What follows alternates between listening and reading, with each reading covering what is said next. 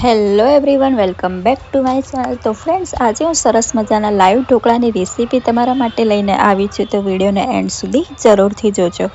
તો લાઈવ ઢોકળા બનાવવા માટે અહીં મેં ઢોકળાનું ખીરું લઈ લીધું, તેમાં મીઠું ઉમેરી લીધું છે। ઢોકળાનું ખીરું કઈ રીતે બનાવવું તેનો વિડીયો પણ મેં મારી ચેનલ પર અપલોડ કર્યો છે, તેને પણ તમે જોવાનું ના ભૂલતા। હવે મેં લસણ મરચાંની પેસ્ટ ઉમેરી લીધી છે। મરચાં મેં 4 થી 5 નંગ લીધા હતા અને લસણ મેં 10 થી 15 કળીઓ લીધી હતી। હવે આખું જીરું ઉમેરવાનું છે, ત્યાર પછી અડધી ચમચી હળદર ઉમેરી લેવાની છે અને બધા જ મસાલા સાથે ખીરું બરાબર મિક્સ કરી લેવાનું છે। આખું જીરું ઉમેરવાથી ઢોકળાનો ટેસ્ટ ખૂબ જ સરસ આવે છે અને આખું જીરું તમે ઉમેરી શકો છો, જોડે તમે બીજા કેટલા મસાલા પણ ઉમેરી શકો છો, પણ આ મારા એકદમ સિમ્પલ મસાલા છે અને સિમ્પલ મસાલા સાથે આ ઢોકળા ખૂબ જ સરસ લાગે છે। તો હવે ફ્રેન્ડ્સ, આપણું ખીરું તૈયાર થઈ ગયું છે।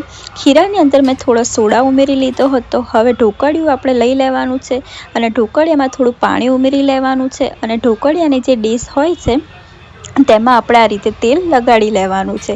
તેલ થોડું વધારે જ લગાડવાનું છે, જેથી કરી આપણા ઢોકળા સરસ મજાના પ્લેટમાંથી બહાર નીકળી જાય અને ચોટી પણ ન જાય। હવે મેં બંને જ પ્લેટમાં તેલ લગાવી લીધું છે। હવે નાની પ્લેટમાં આપણે 2 ચમચા જેટલું ખીરું ઉમેરવાનું છે અને મોટી પ્લેટમાં 3 ચમચા જેટલું ખીરું ઉમેરવાનું છે। ખીરાની ક્વોન્ટિટી તમે જેટલી ઓછી પ્લેટમાં ઉમેરશો તેટલા ઢોકળા સરસ મજાના પાતળા બને છે અને ખીરાની ક્વોન્ટિટી તમે વધારે ઉમેરશો તો ઢોકળા થોડા જાડા બને છે, પણ જેટલા પાતળા ઢોકળા હોય છે તેટલું જ ખાવાની ખૂબ જ મજા આવે છે। હવે આ રીતે ખીરાને આપણે પ્લેટમાં થોડું થોડું હલાવી લેવાનું છે અને ચારે બાજુ તેને આ રીતે પાથરી લેવાનું છે। હવે ઢોકળાની ઉપર મેં થોડું કાશ્મીરી મરચું અને થોડું ધાણા જીરું ઉમેરી લીધું છે।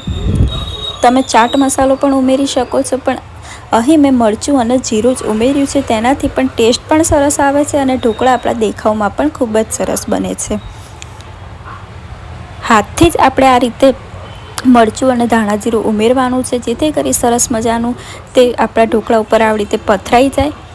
જો તમે ચમચીથી ઉમેરશો તો એક જ સાઈડમાં મરચું અને ધાણા જીરું ભભરાવાશે, ચારે બાજુ નહીં ભભરાવાય। હવે પહેલાં મેં નાની પ્લેટ મૂકી દીધી છે અને તેની ઉપર મેં મોટી પ્લેટ મૂકી દીધી છે। હવે ઢાંકણું આપણે બંધ કરી દેવાનું છે અને ઢોકળિયાને ગેસ ઉપર રાખી દેવાનું છે। ઢોકળિયાને 15 થી 20 મિનિટ સુધી આપણે બફાવા દેવાના છે। 15 મિનિટમાં જ આપણા ઢોકળા સરસ મજાના બફાઈ જાય છે, એટલે આપણે ઢાંકણું ખુલ્લું કરી દેવાનું છે અને ત્યાર પછી ગેસ બંધ કરી દેવાનો છે અને ઢોકળાને થોડીવાર ઠંડા થવા દેવાના છે। ઢોકળા સરસ મજાના ઠંડા થઈ જાય ત્યાર પછી જ આપણે ઢોકળામાં કાપા પાડી દેવાના છે। પણ ઢોકળા ઠંડા થઈ જાય એટલે ઢોકળાની ઉપર પહેલાં આપણે તેલ લગાડી લેવાનું છે।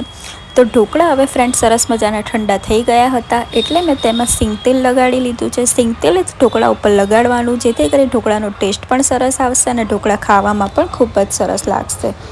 ઢોકળાને વધારે પડતા પણ ઠંડા નથી કરવાના, માપસર થોડા ઠંડા થઈ જાય એટલે આપણે તેલ લગાડી લેવાનું, એટલે તેલ સરસ મજાનું ઢોકળા ઉપર આ રીતે લાગી જાય છે। અને તેલ લગાડી લીધા પછી હવે ફ્રેન્ડ્સ આપણે ઢોકળાના કટ કરી દેવાના છે। આ રેસીપી ઢોકળાની એકદમ ઇઝી પણ છે અને આ રેસીપીથી ઢોકળા ખૂબ જ સરસ લાગે છે। હવે તેલ લગાડી લીધું છે મેં ઢોકળા ઉપર, તો હવે ઢોકળાને હું સરસ મજાના કટ કરી લેવાની છું। તો ઢોકળાને કટ કરવા માટે પહેલાં આપણે ચપ્પાથી આ રીતે ઊભી લાઈનમાં કટ આપી દેવાની છે અને ત્યાર પછી આડી લાઈનમાં કટ આપી દેવાની છે, એટલે ઢોકળા આપણા સરસ મજાના એકદમ પીસમાં જ નીકળશે અને જે લંબચોરસ જેવો પીસ હોય છે તેવો જ આપણા ઢોકળામાં આવી જાય છે। તો ફ્રેન્ડ્સ, તમે જોઈ શકો છો કે બજારમાં મળે છે તેવા એકદમ લાઈવ ઢોકળા આપણા તૈયાર થઈ ગયા છે અને આ ઢોકળા ટેસ્ટમાં પણ સેમ જ લાગે છે અને ટેસ્ટ પણ આ ઢોકળાનો ખૂબ જ સરસ આવશે। તો ઢોકળામાં તમે લીલા મરચાં અને જીરું જોઈ શકો છો અને તેનાથી ઢોકળા ખૂબ જ સરસ મજાના લાગે છે। તો ફ્રેન્ડ્સ, લાઈવ ઢોકળા આપણા તૈયાર થઈ ગયા છે।